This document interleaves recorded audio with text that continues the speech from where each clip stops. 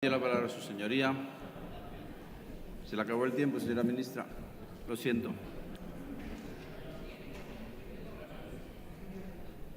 Gracias, señor presidente. Felicitar a la señora ministra por su nombramiento, desearle el mayor número de éxitos posibles, así como al resto de miembros de su Gobierno.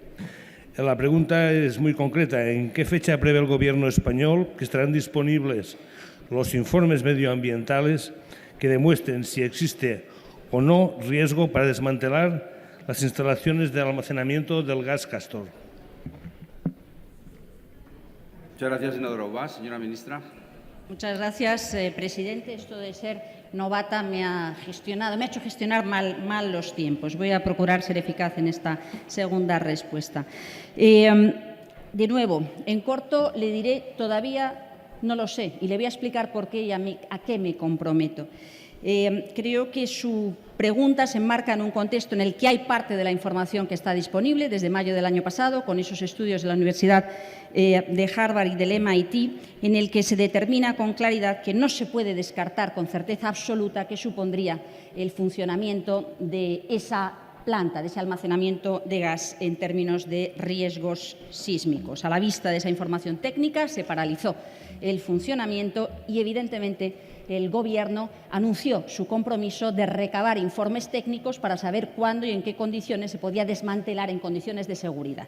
Bueno, yo a fecha de hoy no conozco esos informes, no los tengo, no los he encontrado, todavía no tengo constancia de a quién se han encargado ni en qué momento están, pero sí me parece que es una cuestión extraordinariamente importante porque además abre un abanico de preguntas que deben ser contestadas. Por tanto, mi compromiso es entender, averiguar dónde estamos, traer esa información de forma transparente con todos ustedes, entender también cuáles son las conclusiones que se derivan de esa información y si no hay información o no hay informes, encargarlo rápidamente y venir con toda esa información para poder conversar con todos ustedes, porque me gustará oír también cuáles son sus reacciones, sus comentarios y sus recomendaciones con respecto a los pasos a seguir. Espero poder tener respuesta lo antes posible y, evidentemente, les mantendré informados y me quedo enteramente a su disposición. Gracias.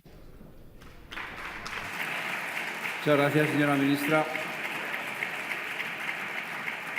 Senadora Ubach. Gracias, señora ministra, por su información.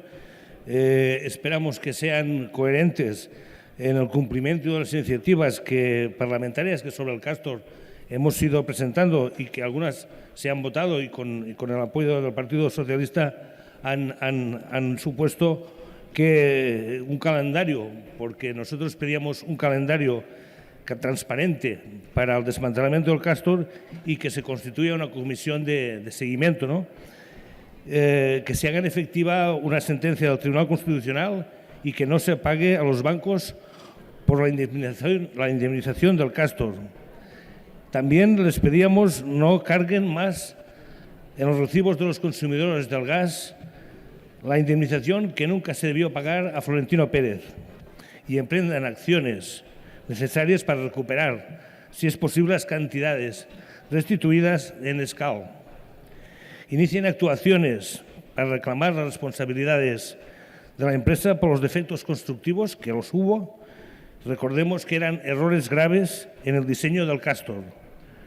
Promueva la transparencia de publicación, y ha dicho que se compromete a ello, y acceso a toda la documentación, estudios y contratos asociados al Castor. Y podríamos empezar ya por poner los informes públicos que demuestren los estudios del MIC y demás que ya están en su departamento. Y, por último, impulsen la creación de una comisión de investigación sobre el Castor, como ya votó el Partido Socialista Obrero Español aquí en el Senado y también en el Parlamento de Cataluña, donde, por cierto, acaba de constituirse a propuesta de Esquerra Republicana esta comisión de investigación. Muchas gracias. Muchas gracias, senadora Ubach. Señora ministra. Muchas gracias, señoría.